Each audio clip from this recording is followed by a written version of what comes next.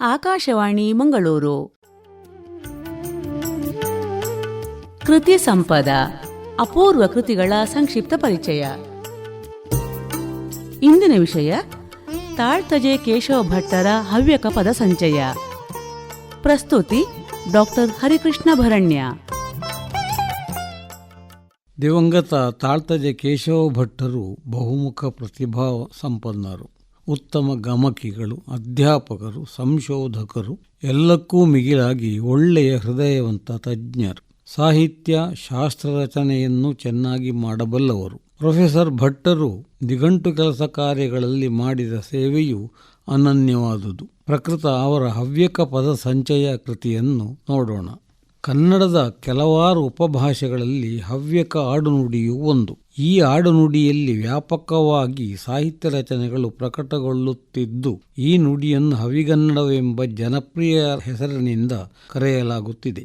ಹವಿಗನ್ನಡವು ಹಳೆಗನ್ನಡ, ನಡುಗನ್ನಡಗಳ ಅನೇಕ ಪದಗಳನ್ನು ಹಾಗೂ ಪ್ರಯೋಗ ವಿಧಾನಗಳನ್ನು ಉಳಿಸಿಕೊಂಡಿರುವ ಏಕೈಕ ಉಪಭಾಷೆ. ಪ್ರೊಫೆಸರ್ ಭಟ್ಟರ ಹವ್ಯಕ ಪದ ಸಂಚಯವು ವಿಶೇಷ ರೀತಿಯ ಪದಕೋಶವಾಗಿದೆ. ಇದು 1972ರಲ್ಲಿ ಪ್ರಕಟಗೊಂಡಿದೆ. ಶ್ರೀಯಸೆಯೇ ಬಂಧದೊಳ್ ವಾಕ್ಪ್ರಿಯಲ್ಮೆಯನ್ ಅರ್ಥ ಶಬ್ದ ಸಂಸಿದ್ಧಿಗೆ ಉಪಾದೇಯಂ ಎನ್ನುತ್ತಂ ಶಬ್ದ ನಿಕಾಯವನ್ ಅನನ್ಯದೇಶೀಕೋಶವಂ ವರೆವೆಂ ಎಂಬ ಮೊದಲ ಕಂದ ಪದ್ಯದಲ್ಲಿ ಹೇಳಲಾದಂತೆ ಈ ಕೋಶದಲ್ಲಿ ಶಬ್ದ ವ್ಯುತ್ಪತ್ತಿ ವಿವೇಚನೆಯು ಮೊದಲ ಹೆಜ್ಜೆಯಾಗಿ ಕಂಡುಬರುತ್ತದೆ. ಇಲ್ಲಿ 786 ಪ್ರಾತಿಪದಿಕ ಅವ್ಯಯಾದಿಗಳು ಹಾಗೂ 198 ಧಾತು ರೂಪಕಗಳ ಸಂಗ್ರಹವಿದೆ. ಇವನ್ನು ಅಂತ್ಯಾಕ್ಷರ ಲಕ್ಷಿತವಾಗಿ ಕಂದ ಪದ್ಯಗಳಲ್ಲಿ ಕೊಟ್ಟಿದ್ದಾರೆ. ಇಲ್ಲಿ ಆಯ್ದುಕೊಳ್ಳಲಾದ ಪದಗಳು ಬಳಕೆಯಾಗುತ್ತಿರುವ ಪ್ರದೇಶಗಳ ಕುರಿತು ಇದು ತೆಂಗನ್ನಡ, ಗೋಕರ್ಣದ, ಸಿದ್ದಾಪುರ, ಸಿರಸಿಯೂರ್ಗಳ, ಶಿವಮೊಗ್ಗದ, ಸಾಗರದ, ಹವಿಕ ಲೋಕದ ನೆಲೆಸಿದ ದೇಸಿ ನುಡಿಯ ಕೋಶ ವಿಶೇಷಂ ಎಂಬುದಾಗಿ ಹೇಳಲಾಗಿದ್ದರೂ ಅವರ ಪ್ರಧಾನ ಲಕ್ಷ್ಯವಿರುವುದು ದಕ್ಷಿಣ ಕನ್ನಡ, ಕಾಸರಗೋಡುಗಳಲ್ಲಿ ಬಳಕೆಯಾಗುವ ಪದಗಳ ವಿಶ್ಲೇಷಣೆಯೇ ಆಗಿದೆ. ಈ ಕೋಶದಲ್ಲಿ ಅಂತ್ಯಾಕ್ಷರ ಲಕ್ಷಿತವಾದ ಕಂದ್ಯ ಪದ್ಯಗಳಲ್ಲಿ ಅನನ್ಯ ದೇಶಿಗಳನ್ನು, ಸ್ಫುಟವಾದ ಅಕ್ಷರಗಳಲ್ಲಿಯೂ ಅರ್ಥ ನಿರೂಪಣೆಯನ್ನು ಸಾಮಾನ್ಯ ಅಕ್ಷರಗಳಲ್ಲಿಯೂ ಕೊಡಲಾಗಿದೆ. ಗ್ರಂಥದ ಕೊನೆಯಲ್ಲಿ ಪದಗಳ ಅಕಾರಾದಿಯನ್ನು ಪದ ಸಂಖ್ಯೆಗಳ ಜೊತೆಗೆ ಕೊಡಲಾಗಿದೆ. ದಕ್ಷಿಣ ಕನ್ನಡ ಜಿಲ್ಲೆ ಕಾಸರಗೋಡುಗಳಲ್ಲಿನ ಕುಂಬಳೆ, ಪುತ್ತೂರು, ವಿಟ್ಲ, ಕೋಳ್ಯೂರು, ಪಂಜ ಮೊದಲಾದ ಸೀಮೆಗಳಲ್ಲಿ ಬಳಕೆಯಲ್ಲಿರುವ ಪದಗಳನ್ನು ಧಾತುಗಳು ಬೇರೆಯಾಗಿಯೂ ಉಳಿದವನ್ನು ಬೇರೆಯಾಗಿಯೂ ಅಂತ್ಯಾಕ್ಷರಕ್ಕೆ ಅನುಗುಣವಾಗಿ ಸಮನ್ವಯಗೊಳಿಸಿದ್ದಾರೆ. 1ರಿಂದ 13ರವರೆಗಿನ ಪದ್ಯಗಳಲ್ಲಿ ಕಕಾರಾಂತ ಪದಗಳನ್ನು ವ್ಯವಸ್ಥಿತವಾಗಿ ವಿಶ್ಲೇಷಿಸಲಾಗಿದೆ.